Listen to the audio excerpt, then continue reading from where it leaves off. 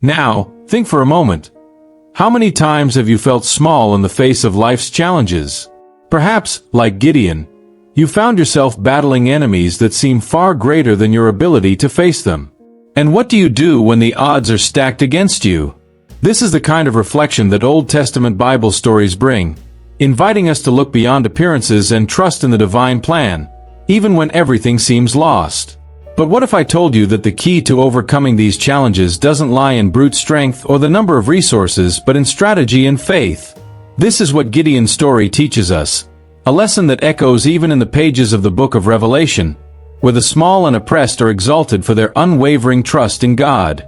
True victory, the kind that transforms and liberates, is born from obedience to a higher purpose, one that transcends our understanding and leads us to achieve the unimaginable. And, of course, we must remember that this story is not just about a distant past. It's deeply relevant to you, me, and all of us. In the New Testament Bible stories, we see the echo of this truth. God uses the weak to confound the strong, and those with faith can move mountains. So, the big question remains: how can you apply these principles to your life now? How can you turn your personal battles into victories that go beyond the natural? Stay with me, and let's explore this journey of faith, courage, and transformation together. Gideon was, in the eyes of men, the most unlikely of leaders. Born into a humble family, he had neither the pedigree nor the strength or courage typically associated with the great heroes of Bible stories. Yet, God, in His infinite wisdom, chose this ordinary man to lead Israel against the Midianites. Gideon's calling is a powerful testimony of how the Creator sees beyond appearances. In the book of Revelation, we see how God works mysteriously, choosing those whom the world despises to confound the wise. Imagine being summoned for an apparently impossible mission when everything around you suggests that you are not up to the task. Naturally, Gideon felt inadequate for this monumental task. And who could blame him? He saw himself as the least in his father's house, and his family as the least significant in the entire tribe of Manasseh. This sense of inadequacy is something many of us can relate to, especially when faced with challenges that seem to exceed our capabilities. Yet, Gideon's story teaches us that with faith and obedience, even the smallest person can accomplish great things. Perhaps in your life, you have also felt this weight of inadequacy, and here lies the key: to trust in the calling, even when everything seems uncertain. The crucial point in Gideon's calling lies in obedience. He could have hidden, fled, or simply ignored the divine call. But he chose to listen. And this makes all the difference in Old Testament Bible stories, where those who listen and obey God's call are the ones who invariably achieve victory. The practical application here is clear. When we feel the divine touch in our lives, no matter how small we feel, we must respond with faith. Once the seed of obedience is planted, it blossoms into courage, and courage opens doors we never imagined possible. Gideon's journey also reveals something profound about the nature of God. He does not call the equipped, but equips the called. In various New Testament Bible stories, we see this pattern repeating, where the unlikely become the pillars of faith, showing that God's strength is perfected in weakness. Think of moments in your life when you felt small, inadequate, or incapable. And now, imagine if those limitations weren't an impediment but an opportunity for God's glory to manifest. What would you do differently? When Gideon accepted the call, he took a leap of faith, trusting that God knew what he was doing. This trust wasn't blind but built on the understanding that the same God who called him would be with him every step of the way. For us, this lesson is crucial.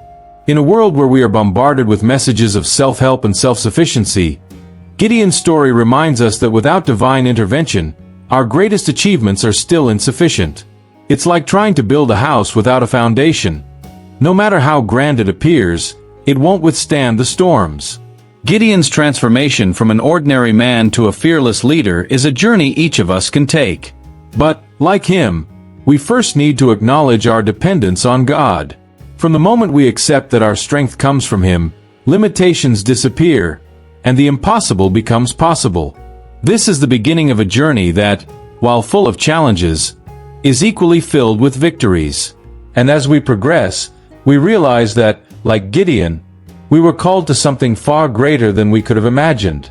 And so, Gideon's story begins to unfold, showing that the divine call is only the first step in a journey that requires trust and perseverance. But how did Gideon react when he had to face doubts and seek signs of confirmation? Let's delve deeper into this in the next chapter of his story. When Gideon received the call to lead Israel, he still harbored doubts about his ability and, above all, about God's will. It is in this context that the famous story of the fleece test arises, a moment where faith and the human need for confirmation intertwine powerfully. In Old Testament Bible stories, this is one of the passages that most vividly shows the humanity of great biblical leaders. Knowing the magnitude of the task before him, Gideon did not hesitate to ask God for signs, showing that even the most courageous need confirmation to move forward. The first test Gideon requested was simple yet laden with symbolism. He placed a fleece on the ground and asked that, by morning, the dew would soak only the fleece, leaving the ground around it dry. When he awoke and saw that God had answered his request, his faith was strengthened, but doubts persisted. Perhaps you, at some point, have also asked for signs in your life, seeking confirmation that only a miracle could provide. This desire for certainty is common to us all, and Gideon exemplifies this perfectly by asking for a second test, reversing the condition. This time, he asked that the fleece remain dry and the ground around it be wet. God's positive response to these requests teaches us something profound about his patience and understanding of human fragility.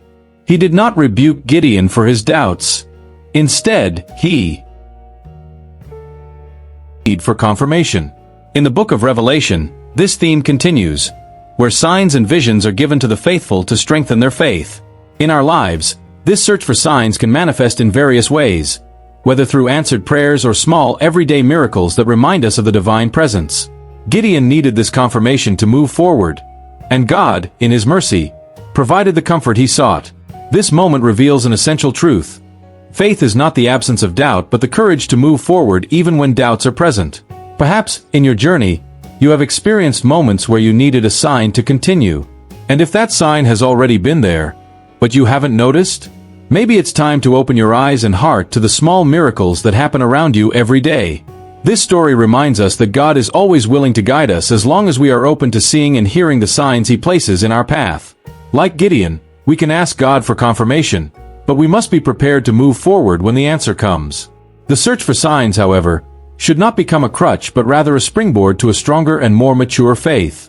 The New Testament Bible stories show us this transition, where pure and simple faith becomes the greatest testimony of God's power. The fleece test is ultimately a symbol of divine grace. Gideon didn't need the signs, but God gave them to him anyway, like a loving father holding the hand of an anxious child. This moment marks a turning point in Gideon's journey, where he transitions from a man full of doubts to a leader confident in the mission given to him. And now, with this divine confirmation, he was ready for the next step, a step that would require even more faith and courage. Gideon, having received the signs he sought, now faced a new task, selecting the men who would accompany him in the battle. How did he handle this responsibility, and what was the divine strategy he followed? Let's find out in the next chapter of this incredible journey. After receiving the divine signs that confirmed his calling, Gideon faced a new challenge, choosing the men who would join him in the battle against the Midianites. Initially, Gideon had an army of 32,000 men, a considerable number, but still far inferior to the enemy's forces. However, God had other plans that would defy logic and show that victory would not come through human strength but through divine intervention. Thus begins the selection of the 300, one of the most emblematic passages in Old Testament Bible stories, where faith in God surpasses human logic. God instructed Gideon to drastically reduce his army, something that, at first glance, seemed insane. First, he ordered those who were afraid to return home, leaving Gideon with only 10,000 men. For many leaders, this would have been the first test of faith, where trust in God would be tested. However, the selection was not yet complete. God told Gideon to take the remaining men to the river and observe how they drank water. Those who brought the water to their mouths with their hands would be chosen, while those who knelt to drink would be dismissed. In this way, the army was reduced to just 300 men. This unusual method of selection was not random but full of symbolism. It demonstrated that God's criteria differ from ours and that true strength lies not in numbers but in the readiness and willingness to follow his direction. Perhaps in your own life, you have been asked to make decisions that defy logic or to trust in something that seems impossible. Gideon's story encourages us to go beyond appearances and trust that God knows what he is doing, even when his plans seem to go against common sense. With only 300 men, Gideon prepared to face an enemy that outnumbered him in every way. This was a moment of total dependence on God, where all human strategies were abandoned in favor of divine guidance. In New Testament Bible stories, this theme of surrender and total dependence on God is repeated, teaching us that faith is not about having all the answers but about trusting in the one who does. This moment also reminds us of the teachings in the book of Revelation, where the faithful are called to trust in God's plan, even when it seems the world is falling apart. The battle plan that God gave to Gideon was equally unconventional. Armed with trumpets, jars, and torches, Gideon and his 300 men surrounded the Midianite camp in the dead of night. At the signal, they blew their trumpets, broke the jars, and held the torches high, creating an illusion of a massive army. The Midianites, in confusion and fear, turned on each other, and what seemed impossible was accomplished. Victory through faith and obedience. This victory was not just Gideon's, but a testimony of what happens when we fully trust in God's plan. For us today, this story is a powerful reminder that no matter the size of the challenge, with God on our side, victory is assured. It's not about how much we have, but about how we use what we have in obedience to His will. This is the kind of faith that moves mountains, the faith that we are called to live daily. As we conclude Gideon's story, we are left with a powerful legacy of faith, courage, and trust in God's promises. Gideon's journey, from an ordinary man full of doubts to a leader who led a small army to an impossible victory, is an inspiring example for all of us. It teaches us that with faith, anything is possible and that our greatest victories are not achieved by our strength but by our willingness to follow God's lead. As we move forward in our lives, let us remember Gideon's story and apply its lessons to our own challenges. No matter how impossible the situation may seem, with faith and obedience, we can achieve the unimaginable. And just like Gideon, we too can be vessels of God's power, bringing light into the darkest situations and turning the tide of battle in our favor. The story of Gideon is not just a tale of the past but a living testimony that inspires and guides us in our journey of faith today.